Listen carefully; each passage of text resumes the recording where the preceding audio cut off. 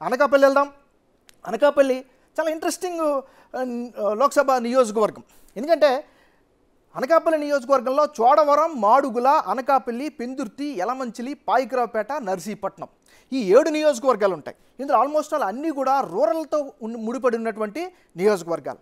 So Anakapalli Lok Sabha నుంచి ఈసారి బూడి ముత్యాల నాయుడు బరిలో దిగుతుంటే తెలుగుదేశం భారతీయ జనతా పార్టీ కూటమి అభ్యర్థిగా సీఎం రమేష్ బరిలోకి దిగుతున్నారు. ఇక్కడ చాలా ఇంట్రెస్టింగ్ ఫ్యాక్టర్ ఏంటంటే బూడి ముత్యాల నాయుడు సిట్టింగ్ ఎమ్మెల్యే. ఆయనకి ఒక రకంగా అప్గ్రేడ్ చేస్తూ జగన్మోహన్ రెడ్డి అనకాపల్లి లోక్సభ స్థానాన్ని అయితే కేటాయించడం జరిగింది. ఇప్పటివరకు లోక్సభలో సత్యవతి ఆమె వైఎస్ఆర్ కాంగ్రెస్ పార్టీకి సంబంధించినటువంటి నాయకురాలు సిట్టింగ్ ఎంపీ. సో ఆమెకి టికెట్ ఇవ్వకుండా కొనసాగించకుండా బూడి ముత్యాల నాయుడికి అయితే కేటాయించడం జరిగింది. సీఎం రమేష్కి భారతీయ జనతా పార్టీ బరిలోకి దించింది. సో యాజ్ ఆఫ్ టుడే మనం చూసుకున్నట్లయితే సీఎం రమేష్ చాలా స్పీడ్గా వెళ్తున్నట్టుగా తెలుస్తోంది. ముఖ్యంగా తనకు ఉండేటటువంటి జాతీయ స్థాయిలో ఉన్నటువంటి పరిచయాలన్నీ కూడా తనకు రానున్న రోజుల్లో అభివృద్ధికి అనుకూలంగా ఉండే అవకాశం ఉంటుంది అనేటువంటి ఒక నినాదంతో ముందుకు వెళ్తున్నారు. మరోవైపు సూపర్ 6 అంటూ కూడా బలంగా తీసుకెళ్తున్నారు. మరోవైపు ప్రభుత్వ వైఫల్యాలను కూడా ఆయన బలంగా తీసుకెళ్తున్నారు.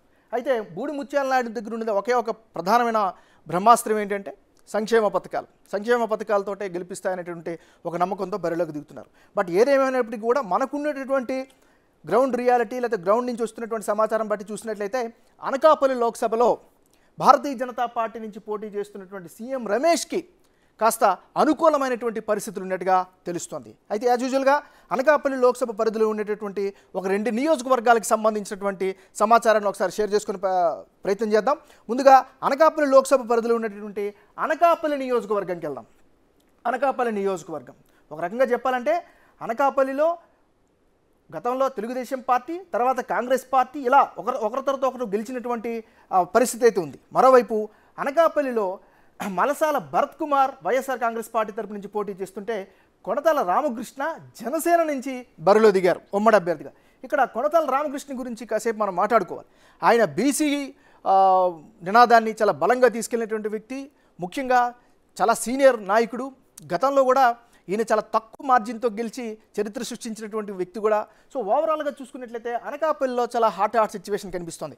ఎందుకంటే ఇప్పుడు సిట్టింగ్ ఎమ్మెల్యే అంటే ఇప్పటివరకు ప్రజెంట్ అనకాపల్లి నియోజకవర్గానికి ప్రాతినిధ్యం వహిస్తున్నటువంటిది గుడివాడ అమర్నాథ్. సో ప్రజెంట్ అక్కడ వైఎస్ఆర్ కాంగ్రెస్ పార్టీ సిట్టింగ్ స్థానం. ఆ స్థానంలోకి మలసాల భరత్ కుమార్ వచ్చారు. కొనతాల రామకృష్ణ పాత తరం నుంచి కొనసాగుతూ ఉన్నారు. అక్కడ యాజ్ ఆఫ్ టుడే మనం కనుక పరిశీలించినట్లయితే ఇప్పటికిప్పుడు అక్కడ సిచ్యువేషన్ మాత్రం జనసేన పార్టీకే కాస్త అనుకూలంగా కనిపిస్తోంది స్థానికంగా ఉండేటటువంటి ఈక్వేషన్స్ బట్టి కనుక పరిశీలించినట్లయితే. మరోవైపు ఇంకొక నియోజకవర్గం మాడుగుల. సో ఈ పార్లమెంటు పరిధిలో ఉండేటువంటి మరో నియోజకవర్గం మాడుగుల నియోజకవర్గంలో ఒకసారి సిచ్యువేషన్ కనుక పరిశీలించినట్లయితే 3 ఆఫ్ ఆంధ్రలో ఎలాంటి లెక్కలు వచ్చాయి, ఎలాంటి పరిస్థితుందో చూసినట్లయితే మాడుగుల నియోజకవర్గం ఈర్ల అనురాధకి వైఎస్ఆర్ కాంగ్రెస్ పార్టీ టికెట్ కేటాయించింది. ఇక్కడ బండారు సత్యనారాయణ మూర్తి కూటమి అభ్యర్థిగా తెలుగుదేశం పార్టీ నుంచి బరిలోకి దిగుతున్నారు. అయితే ఈసారి చాలా కాస్త ఇంట్రెస్టింగ్ అప్డేట్ మాడుగులలో కనిపించింది. ఎందుకంటే మాడుగుల నియోజకవర్గం నుంచే గత ఆల్మోస్ట్ 2014 నుంచి కూడా తెలుగుదేశం పార్టీ తరపు నుంచి బైలా ప్రసాదరావు అనేటటువంటి వెలమ సామాజిక వర్గానికి చెందినటువంటి నాయకుడు, ఎన్ఆర్ఐ, ఆయన అక్కడ పోటీ చేద్దామని అనుకున్నాడు. తెలుగుదేశం పార్టీ టికెట్ కోసం ప్రయత్నం చేశాడు. అనుకోకుండా 2024లో ఆయన టికెట్ కేటాయించారు ఫస్ట్ దీనిలోనే. కానీ మారుతున్నటువంటి సమీకరణాల రీత్యా ఆయనకంటే బండారు సత్యనారాయణ మూర్తి కరెక్ట్ అని చంద్రబాబు నాయుడు నమ్మి మరలా ఆయనకి టికెట్ని మళ్ళీ బండారు సత్యనారాయణ మూర్తికి కేటాయించడం జరిగింది. ఇది అక్కడ చెప్పుకోదగినటువంటి interesting update. So as of today ఇప్పుడు కనుక మనం పరిశీలించినట్లయితే టఫ్ అయితే అక్కడ కనిపిస్తోంది. మరోవైపు ఇప్పటికున్నటువంటి పరిస్థితుల ప్రకారం చూస్తే వైఎస్ఆర్ కాంగ్రెస్ పార్టీకే అనుకూలమైనటువంటి పరిస్థితి అయితే కనిపిస్తుంది. ఏదేమైనప్పటికీ కూడా అనకాపల్లి లోక్సభ పరిధిలో ఇప్పటికిప్పుడు ఉన్నటువంటి సిచ్యువేషన్ బట్టి చూస్తే భారతీయ జనతా పార్టీకి అనుకూలమైనటువంటి వాతావరణం ఉన్నట్టుగా స్థానికంగా వస్తున్నటువంటి సమాచారాన్ని బట్టి అర్థమవుతోంది.